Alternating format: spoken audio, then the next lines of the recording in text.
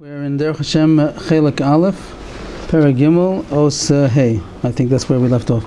So the subject is Minha Noshi. Okay. The subject is humankind, Minha Noshi, humanity. And just to recap what we learned in the beginning of the Perek to get up to where we're holding. Hashem made man for the purpose of giving him the ultimate good. And the ultimate good is to cleave to him himself, to Hashem. And that's the best good that man could have, is to cleave to his Creator. But in order to attain that, so Hashem made that there should be his own doing, that man should have the ability to acquire the perfection and thereby get connected to Hashem.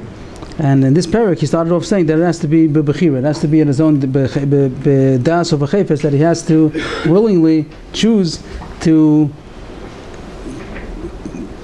perfect himself in order to get close to Hashem, and not that it should be forced upon him. And therefore he has to have a equal inclination to both good and evil, and he should willingly choose good. That's called bechira, free choice, and therefore he has to have a balanced inclination. If he has only an inclination to do good, so then it wouldn't be his own choice. It will be forced upon him.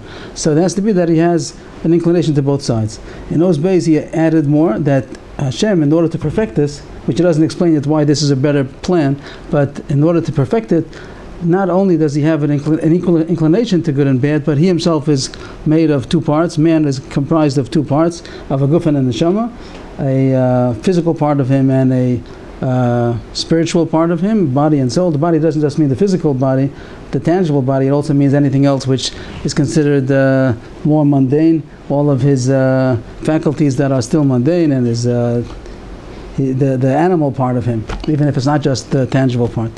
And therefore, now it's more of a battle, be'etzem, that the physical part of him is more inclined to hear the materialistic world, and the neshama, the soul, the spiritual part of him is inclined towards Hashem. And now there's a battle within him, the two parts of him, and whichever part is going to succeed is going to also bring along the other half with him. So if the neshama succeeds, it's able to elevate the guf and purify it, and make it also able to accompany it in the schar, which is going to be cleaving to Hashem. And if the guf is going to overpower the neshama, so then it's going to bring down the neshama, and both of them are going to lose out. After that, Oz Gimel said that these two issues of his avoda and his schar, the work that man does, and also the reward that he's going to get to cleave to Hashem, there's a difference between them, because the work is limited and the schar is going to be unlimited. Hashem could have made that both of them could be simultaneously forever, or both of them could be limited, but Hashem made no, that the work aspect, the avoda, is limited. There's a certain amount of time that a person, humanity, could attain their complete perfection, and in the schus, in the merit of that, they'll have everlasting reward. Oz Dalid said that since there are two different times, the time of avoda and the time of schar, so man's state of being has to change. As long as the state of being, that as long as he's in the hishtadlus mode, as long as he's in the avoda mode, that he's working and overcoming tests, and there's a available evil that he could choose, and he has to overcome that. So there has to be, as we said, there has to be equal pull to each side. There has to be equal inclination to both good and bad. He has to have yetzer tov, yetzer hara. He has to have a balance. If it wouldn't be balanced, then it wouldn't be fair. Surely if it would be leaning towards the evil side, it wouldn't be fair. And even if it would be leaning towards the good side, it also wouldn't be fair, because he didn't do it of his own choice. And even though it seemingly, superficially, would be better if he'd be leaning more towards the good, but as far as the issue that Hashem wanted, that he should choose it on his own, it wouldn't be the ultimate good. The ultimate good would only be if he chose it on his own. So it has to be balanced. Mashen Kain. But in the time of reward, so then it's not anymore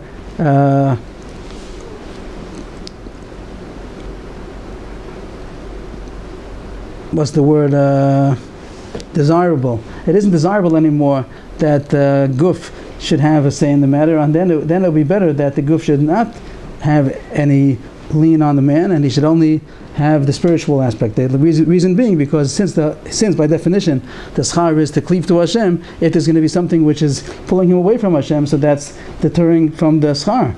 It's interfering with the reward. If the reward would be something that's not connected to Hashem, ice cream, whatever, whatever kind of schar you're going to imagine. So then it's nothing to do with then he doesn't have to have the guf. The guf is not interfering. But since the schar is going to be closeness to Hashem, so the guf having any kind of say in the matter is going to be deterring from the schar. So at that time, it's necessary that the guf should not be interfering. It's still going to exist. We'll get to it eventually at Tchias Mesim. Eventually, when the eternal rewards, and then the guf is going to exist. The Tchias Mesim means that the guf is also going to exist, but it's not going to have any pull. It's not going to have any power. It's going to be just nimshach. It's going to be following the leader of the neshama is going to be the dominant power, and the guf is going to be nimshach. It's going to be following. And therefore, there are two places and times for his existence, Olam Hazeh and Olam Haba. Olam Hazeh is with its laws of nature and its rules, and that's the place of the avoda, the shtadlus, that he has to do his work in order to attain the schar. And then there's a time of Olam Haba, which is the schar, the time where he's going to be enjoying the closeness to Hashem for eternity. That's as far as we got, and now we're on page 24 in standard edition, and in the translation 48, and Oz Hey. This is Perek Chelek Aleph, Perek Gimel, Oz Hey, part 1, chapter 3, section 5. Now he goes on to explain the difference between how the original plan of man was and what happened by the sin of Adam HaRishon, the first man's sin. It changed a lot of things. What you must know is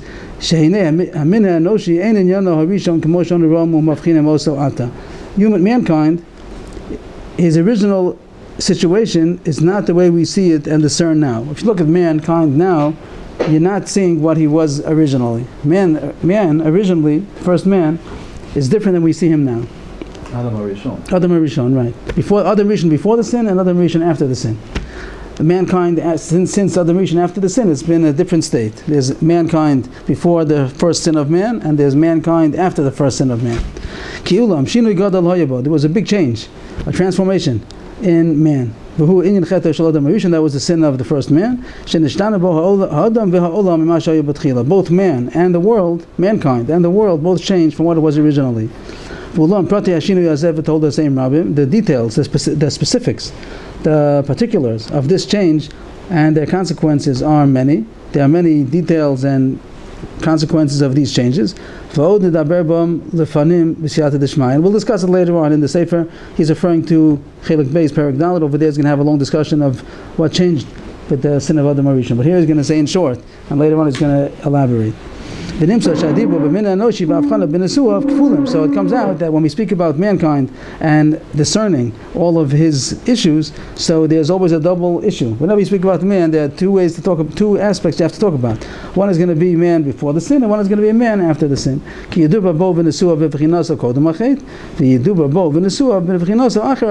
must be, when you speak about man, you can't just say man. It depends. Are you talking about mankind before the sin or mankind after the sin? When you speak about him, and Nisuav means all the issues about him. You have to sort of speak about him in the aspect of him being before the sin and after the sin. It's a different world. As we're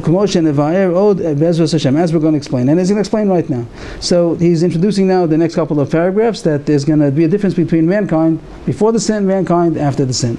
Just to map it out before we continue, just to see what just to map out what we're going to be seeing. There's now going to be Oz Vav, Zayin, Ches and Tes, 6, 7, 8, and 9. So 6 and 7 are going to be describing mankind before the sin, and 8 and 9 are going to be referring parallel back to those two paragraphs.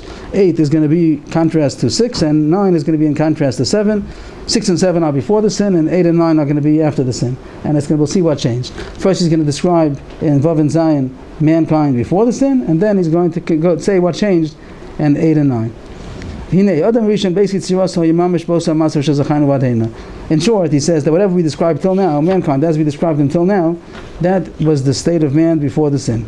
The Hainu, and he's going to just recap what he said. The Hainu, he was comprised of the two opposites parts that we just said, that we have mentioned, which means neshama and the guf, shema and neshama of our guf. Man, even before the sin, had a neshama and a guf. It wasn't something that developed after the sin. The shema and guf was something that originally Hashem made man. And in existence means in the world that existed, the olam, the world. So there were two issues that we mentioned, which were good and evil.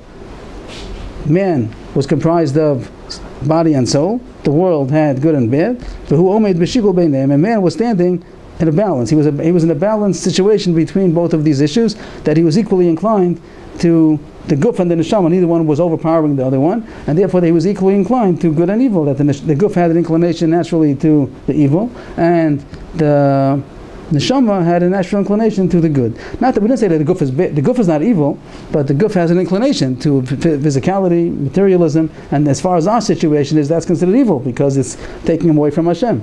So that was the state of man, made up of neshama and guf, and in the world there existed good and evil, and he was equally balanced between both of them, both the good and evil. That he could cleave to whichever one he chooses. Would have been appropriate, it would have been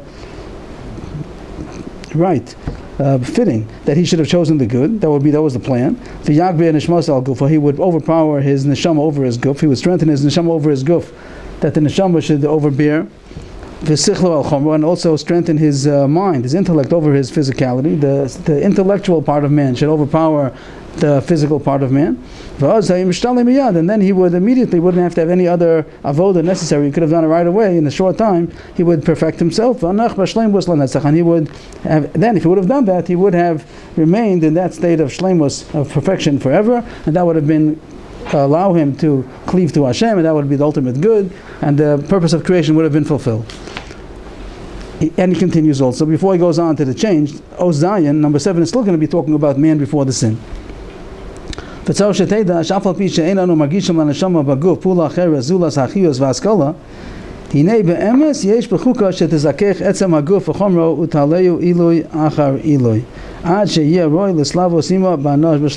you must know that even though we don't presently feel the neshama in the guf, means the guf is not affected by it. We don't feel the guf being affected by the neshama, besides the fact that it gives it life and that it gives it intellect. It means that the guf is affected by the neshama and the fact that it's living. The neshama is what's giving life to the guf, and also the fact that he has intellect and he's able to understand. He has asaga, perception, is a result of the neshama being connected to the guf.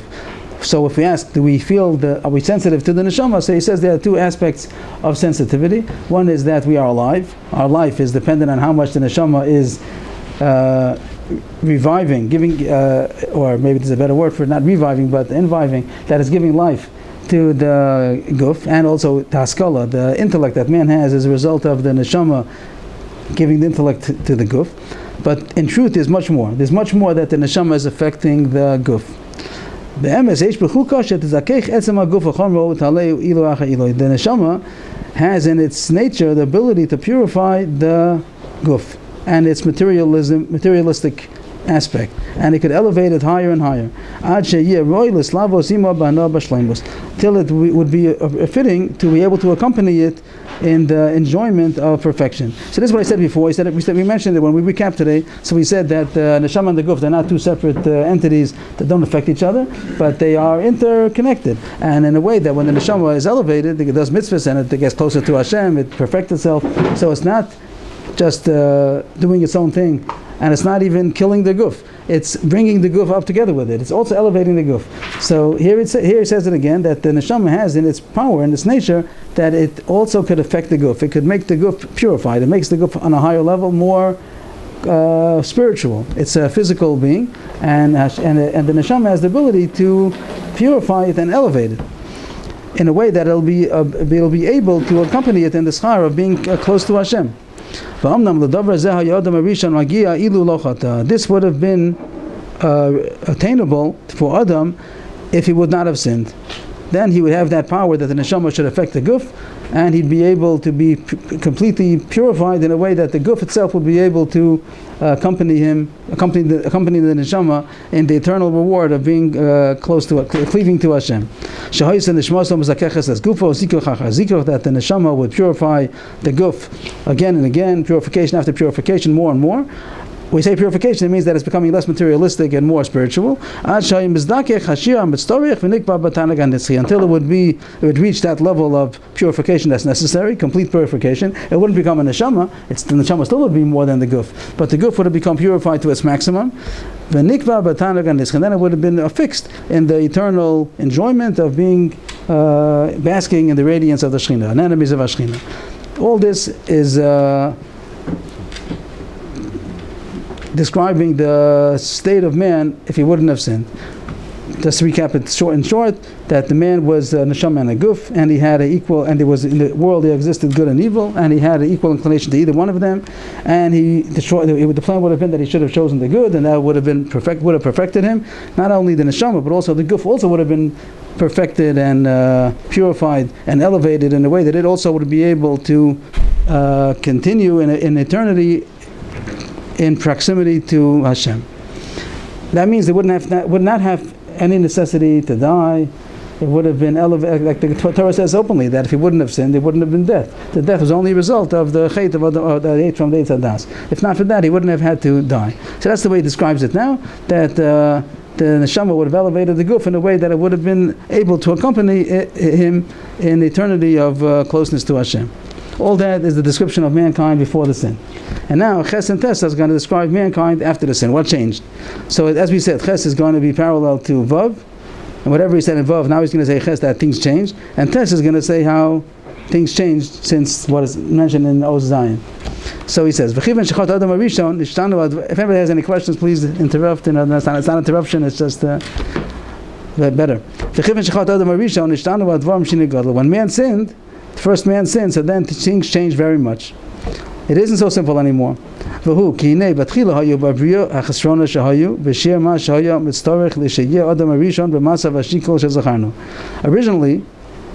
there was deficiency in creation. That's what he said. There had to be deficiency. There had to be an ability to do evil, or else it wouldn't have been a test. So there was evil, but the evil that was in the Bria, it was in the necessary amount that you should have an equal choice. It should be equal, the good and the evil. And he should have ability to earn his perfection on his own, that he did it. If it wouldn't have been evil, then it wouldn't have been a choice. He wouldn't have even had the ability to do evil. So it had to have been evil. He has the ability to do on his own work, to be able to earn his perfection. But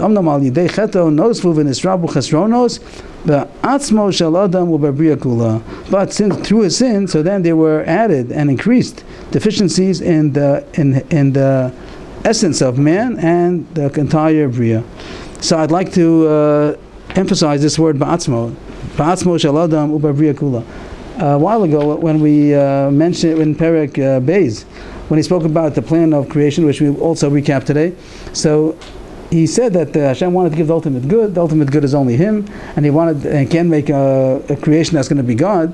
But He made the ability for this creation to be able to benefit by being connected to God. There's some kind of dveikus that Hashem made available for this creation, man, that he should be able to connect to God, and that's going to be his shleimus and his oneg and his tana, idu and agadol, that he's connected to God.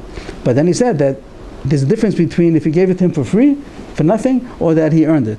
When he earned it, then it became his essence. It will be the ba'atzmo. We mentioned at the time that the famous expression called Namut Kisufa, the bread of shame, is that if it would have been given to him for free, then it would have been the bread of shame, that he got something for nothing, a free handout that the person feels shame. So we said that people ask a question that no, for that, so Hashem could have made, first of all, we shouldn't have the feeling of shame, or it's worth it to have the shame. What's the problem? That because of that we have to go through all the 6,000 years of all kinds of turmoils. It would have been accept it with a shame.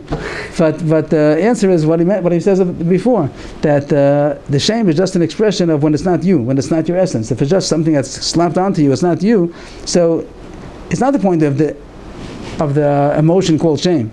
The shame is just an expression of not being you. And Hashem wanted that it should be us, that it should be be'etzem, it should be inherent. So the whole plan of the whole creation was just that the good that we're going to acquire should not be slapped onto us, but it should be inherently us.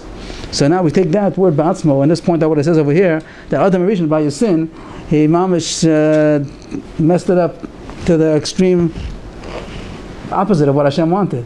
The whole reason why Hashem made there should be free will is that man should be able to take the good and become inherently good, that he did it himself. Since he did it on his own free choice, so it became va'atzmo shel adam, it came to the inherently man. But now when the man sinned, he did the exact opposite, that he brought the evil inherently into him.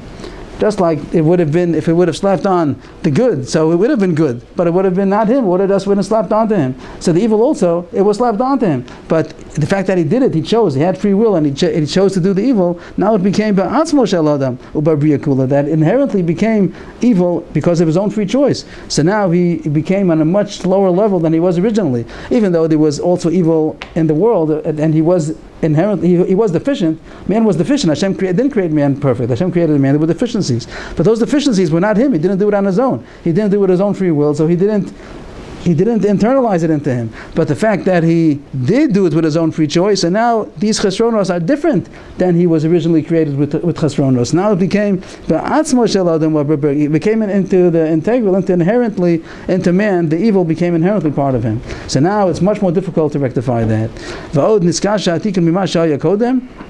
And also became more difficult to rectify the issues. Means there were more, like I said before, no svuv in Israel, were more deficiencies, and also became harder to rectify. Pirush, why is it more difficult?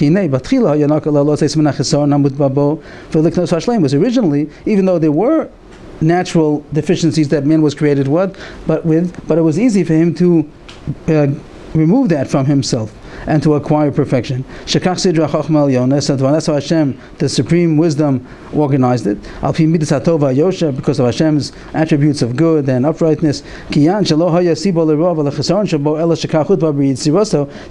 wasn't the cause of his evil and the deficiency that he had, it was ingrained in him naturally. That's why Hashem made him. So it wasn't his doing. So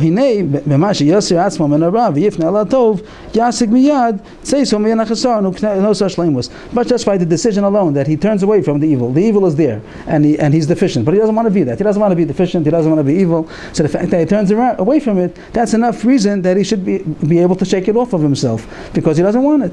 He wasn't the one who chose it. He just was there, and he turns away. He doesn't want it. That's enough reason why he should be able to be freed of it. He's freed of the shackles of his deficiency. But now, by his sin that he internalized it into himself, he became inherently him. But now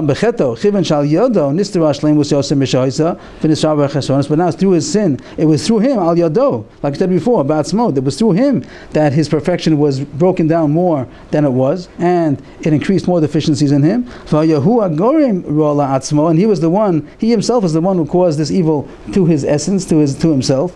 Now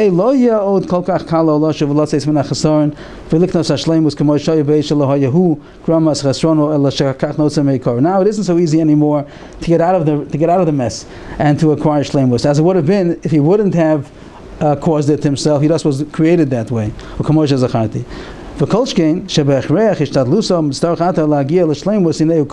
And this is all besides the fact that it surely is more work to do, because let's say someone comes into a building on the ground floor and he's supposed to go up to the higher floor, to the one floor up, and by mistake he pressed the wrong button and he went down to the basement. So now he has to go double. In mathematics, he has to do more. He has to go back to the ground floor and then to go up again. So to a man, he should have gone up, and instead he went down. So now, in order to get up to the level that he's supposed to get up to, he has to first go back to first base and then to the ground floor and then to go higher again. So there's more work to do. So besides the fact, so he says 2 points. One is, like, you can say quality and quantity. The quality, it's qualitative difference, because before it wasn't he who caused it and didn't integrate it into himself, but now he did. So it becomes qualitatively, it becomes harder, and also quantitatively, the fact that he has to fix up what he messed up, and then he has to also continue to progress into what he was supposed to have gotten. So quantitatively also, there's more work to do. First, man and the world have to go back to the state that they were originally before the sin, to get back to the ground floor. And then to go higher to the state that he was supposed to get to. He's supposed to go up to the second floor, go higher. So he has to do that also. So these are the two issues that change. So Ches so far is in contrast to what he said in Vav. In Vav we said that that man was a neshama and a guf. That stays the same. But the point that he was b'shikul. Over there he says that the evil and the good that were available in the world was shakul, it was balanced. But now it's not balanced anymore. Since he tipped the scale and he brought it into himself, so now it's much more difficult quantitatively and qualitatively. The fact that he has to do more, he has to get back to the second thing he says, that he has to go back to where he was and then to go higher, to where he was supposed to have gone. That makes it more difficult. And also the fact that he brought it into himself, so now it's qualitatively harder. It's a different kind. It's a different kind of evil. Before it was the evil that was just slapped onto him, and now it's an evil which he brought onto himself. So that's a state of man after the sin. But the state of man before the sin, it was also an equal choice. It has to be an equal choice. Then it was an equal choice, but now it's not equal choice anymore because he tipped the scale. Now it's not equal because we ourselves are the one who tipped the scale. After the sin, it's not equal because it's our own fault. But we can't. The bechira is equal between Tov and Ra. But now it became more difficult because he leaned. We said before that the neshama. Thank you very much. That the neshama, it gets lowered when the guf pulls it down. So now he's pulled down. So it's harder for him to make the choice. He still could make the choice, but it's not an evil inclination. It isn't like he has the equal. He might be leaning towards evil more because he ingrained it in himself. When a person, let's say, does evil, the Gemara says this also, I think, in Mishlei, that when he does evil, so he gets a spirit that pulls him more to the evil, and the more he does good, he has more of a natural inclination. He wants to do good. So that seems to be originally also that in the beginning man was equal and he had equal inclination, but now once he tipped the scale, it's more difficult. It doesn't mean he cannot do it, but it means it's more difficult. He still has the ability to do it, but it's more difficult. The bechira point is shifted. Right. Yes. What do you mean by that? Maybe you're talking a different language. You're speaking about Rav Dessler, probably. Yeah, that is Rav Dessler. But I don't think that's the point. You're saying that the bechira shifting means that he doesn't have the ability to get to the point that he could have got. You're making the extremes now, that the maximum and his minimum shifted. It isn't any more the original maximum and minimum anymore. But that's not what he says. That's not what Ramchal is saying. Rav Dessler talks about that when a person goes higher or lower, sometimes his maximum changes. He can't do what he used to be able to do, and his minimum changes. He talks about a person who's born, let's say, in a good situation, a good environment, a good education, and he's naturally has a tendency to be good. So his maximum and minimum are different than another person that was born in a bad environment, bad education, and so what's expected of him is different. I think that's what you're referring to. The range of his bechira is different than his range of bechira. But the Ramchal is not talking about that. The Ramchal is talking about the difficulty, the same range, same maximum, he has to get to the same place. But before it was easier, and now it became harder. And now he has to work more, but he still has to get to the same place. So that was as far as the shikul, as far as the balance. And now, Ostes is going to be parallel to what he said in Ozayin. In Ozayin, just to recap again what he said in Ozayin, that even though we don't feel it, this is a point we sometimes talk about. The Ramchal says we don't feel. The guf is not sensitive to the neshama. People sometimes do feel, but we have to just discern that it's not feeling the neshama, it's feeling good about doing the right thing. And that's a positive thing, but it's not that they're sensitive to the neshama. It's a chemical called dopamine. Which is when you think you're doing a good thing, so you're satisfied, you feel good, and you can call it a spiritual high. What does it mean? That he thinks he did a good thing. He thinks he did a good thing, so he's happy. It's a positive thing, but it's not that he's sensitive to the neshama. So there is a level of Ruach HaKodesh that a person is sensitive to the neshama, and he talks about it later on in the Sefer, that when a person has perfected himself so much, then the guf becomes so purified that it's not such a machitza, and it is sensitive to the neshama's level. But a regular person, till the level of Ruach HaKodesh, he just feels good about doing good things. But that doesn't mean that he's sensitive to what the neshama is, the level of the neshama. He even says he mentions even by the neshama yisera of Shabbos, that the neshama yisera comes and goes, but you're not conscious of it. You don't feel it. It means a person could know. He knows he got a neshama yisera, so he feels good about it. I have a neshama yisera, but he doesn't necessarily feel it. If he wouldn't know that it's Shabbos, let's say, he'd be on an island someplace, he wouldn't know that it's Shabbos, he wouldn't say, all of a sudden, it must be Shabbos, I feel the neshama yisera.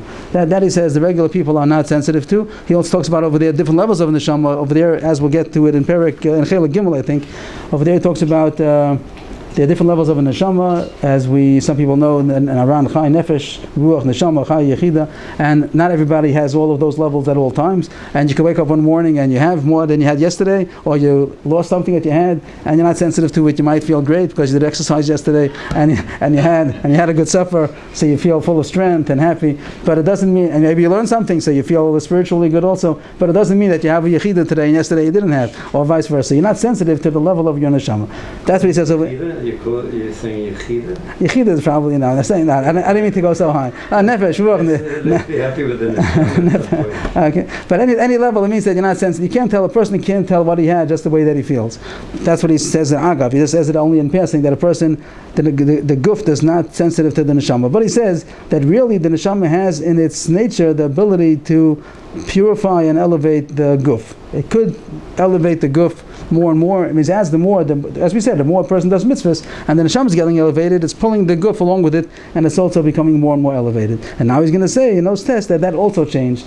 That also is not so simple anymore, because originally there wouldn't have to have been a necessity of death. That means that the guf could have been purified to the level that it's roy to exist in eternity, in enjoying the Ziva Shechina, the radiance of the Shechina, whatever Schar is going to be. We talk about Olam Haba, that could have been Olam Haba without necessity to die.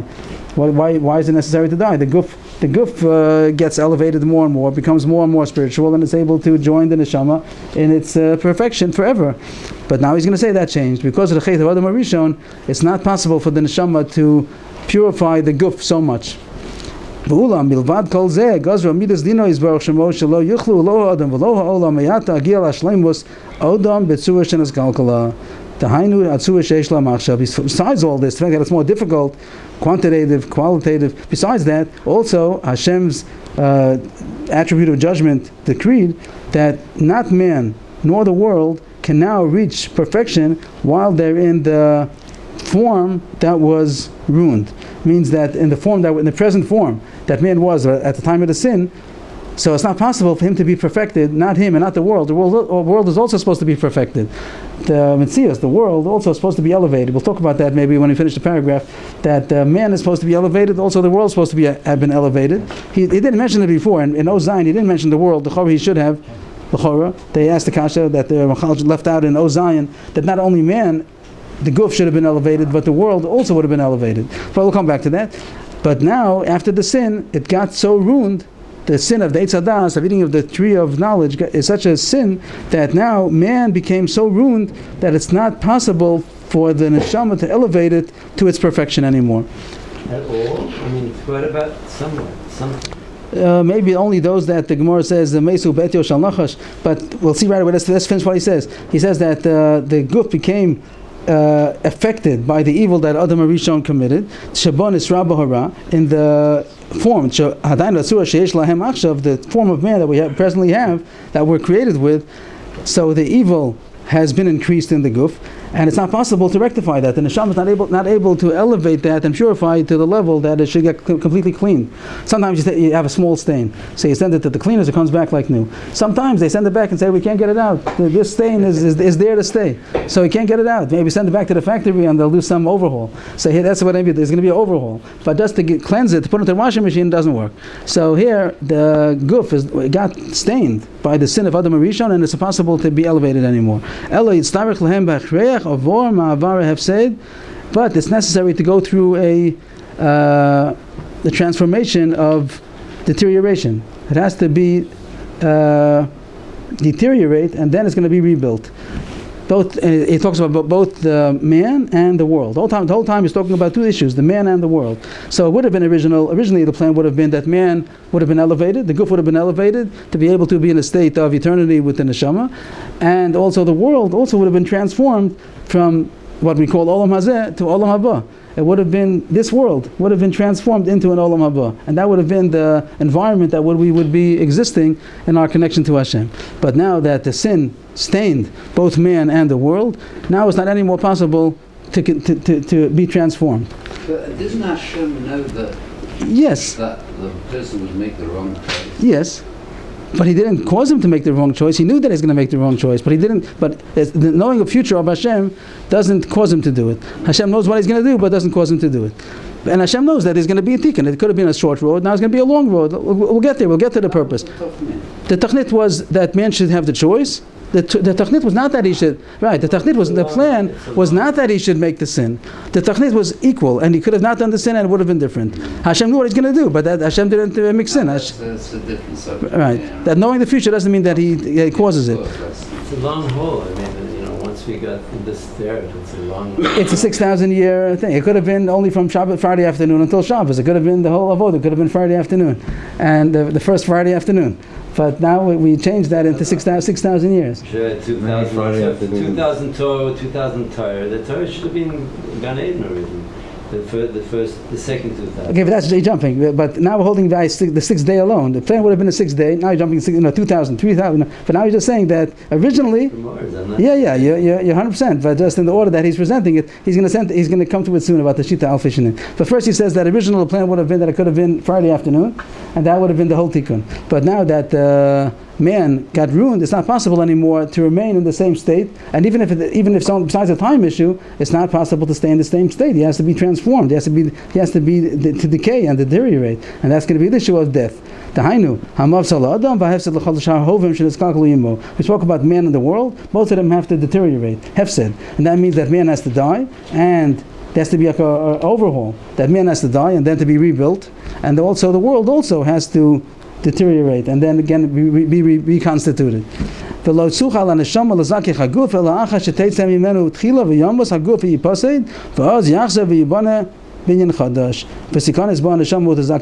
it's still necessary that the neshama should purify the guf. That doesn't change. But it's not necessary. It's not able to purify the guf in its present state. The guf has to die and deteriorate and then be rebuilt, and then the neshama could come into the rebuilt guf and then be able to purify it.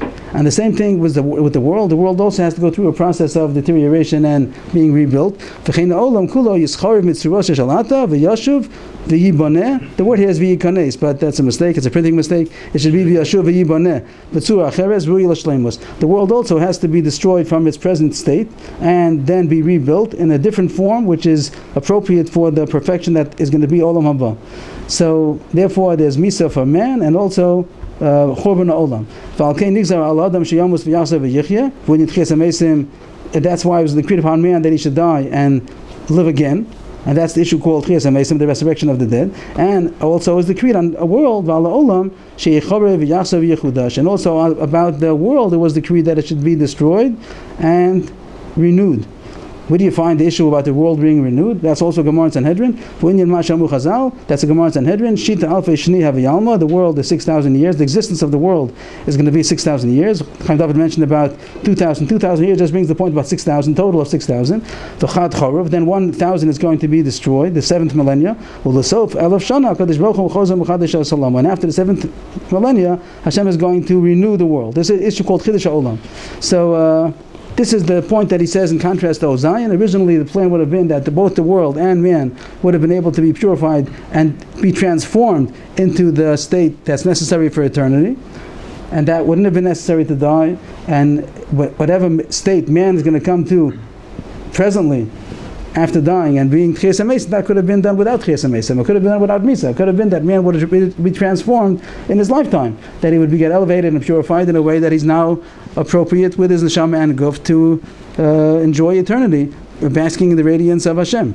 And the world also could have been transformed from Olam Hazeh to Olam Haba without having a necessity to be destroyed and renewed. But because of the sin, it changed the inherently, it ruined it in a way that it can't be just cleaned, it has to be transformed, and therefore it's necessary for man to die and Chiyas HaMesim, and the world is also necessary to be destroyed and to be rebuilt. Does the Rav mean that before the Chet Adoration, because the Bechira was to be, what's the word inherent mean? Inherent means be'etzem. Like it was be'etzem to be mistabit Hashem, so the Rav was mistabit boy. And before he did anything, just he was created before he did anything, so then he had the choice. And nothing was be'etzem yet. Nothing was inherent. Nothing was be'etzem in him. And he had the choice to bring in the good. Why did the Rav come be'etzem? Because he did the sin. Being mistabit Hashem be'etzem, that's the no, he has whatever he does to himself, whatever he does willingly is what he becomes inherently. That's what he chose for himself. So it becomes inherent. What? He internalized it. He was mafnim. He internalized it into himself. So he should have done the good, and then it would have become be'etzem good. If it would have become the good, then he would have been mistabit Right. That's the goodness. So right. That's why it was but a big fall. Because he didn't choose that. He chose the opposite. Yeah. So he instead of internalizing the good, which is the closest to Hashem, he internalized the bad. Yeah. So now he's inherently. In my life, I've understood a bit about the Chet Adam Harishon everybody's talking about. It's fascinating. They're so concise, and to the point. And so those are the two.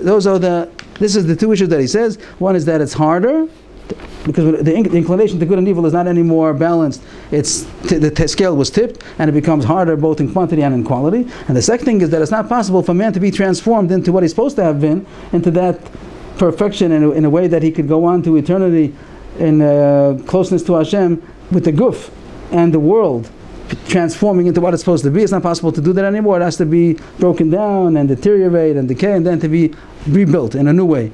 So the man's guf doesn't only mean the physical guf, it means whatever is part of man, his consciousness, his all of his faculties, whatever, all that is called guf. The animal part of man has to be decayed, and then it can be rebuilt, and then the guf then the neshama is going to influence the guf and purify it to the way that it could. Also, the very interesting point here that comes out between the lines is that the world also, the olam hazeh is supposed to be transformed into olam haba. It's a fascinating concept that olam haba is not, just to put it in simple English, it's not like a different planet.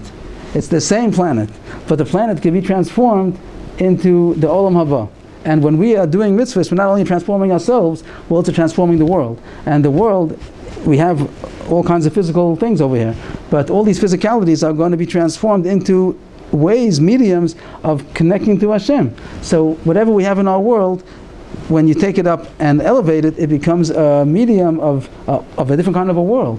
So it's a fascinating concept that there's always a mashal that I like to use as a preface to this idea. Rabbi Victor Miller, he always uses this mashal. He says this mashal is fascinating mashal, but I'm going to say different than him. But as a stepping stone, it's very beautiful, his way of saying it. He says people, they think, go to Olam Haba, it's not going to be this world, all kinds of, what's this world? So we're going to go into a spaceship, so to speak, and we're going to take off and go into outer space, and then we're going to land in Olam Haba, different planet, it's going to be great.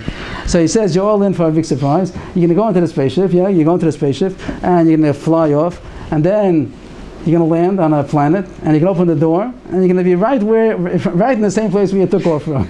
It's the same world. But before, you were blind, and you didn't see the blue sky, and you didn't see the green grass, and you didn't see the chirping birds, you didn't see the water, delicious water. He describes that people don't appreciate anything. And really, they're living in Olam Haba, but they just don't appreciate anything. If they would open up their eyes, they'd be able to live in Olam Haba, in Gan Eden. So it's very nice. It's a nice, beautiful description how people are blind to all the good that they have, and if they would open up their eyes and study it, they'd be very happy people. But as far as Olam Haba, it's just a mashal. He's not right. As far, he doesn't mean to say that. As far as Olam Haba, it is not just to have the physical worlds that we have now and to enjoy it. That's what this world is made for. You can enjoy and appreciate everything that we have. But Olam Haba surely is going to be connecting to Hashem. And Olam Haba is going to be connecting to Hashem. But the way the Ramchal is going to describe it is that the world is transformed. So it's true, there's going to be a blue sky, but the blue sky is going to be transformed in something which is called the blue sky on a spiritual level. Whatever that means, I don't know. But there's something that the sky, in the physical level, when it's transformed, when it's elevated, purified into a spiritual level, so it's a form of connection to Hashem. And the green grass is also going to be something which is a physical thing, which when it's transformed to its spiritual root, it becomes a way of connecting to Hashem. And the chirping birds, and the water, and the oceans, and each animal, and so many different kinds of leaves. What do you have to have? All those different kind of fruit, and 100,000 types of different rice that there exist. There's a bank of the International Bank of Rice, and seeds of everything is tens of thousands of species of each kind. No one knows what you need so many for. But the answer is that all of them are really a root here we see it physically, but it really is rooted on a spiritual level. And when those things are elevated and purified to its spiritual level, it's a way of connecting to Hashem. So those are endless, what Hashem made in our world. So that's the description of the changes that happened because of the sin of Adam Harishon. Yashikach.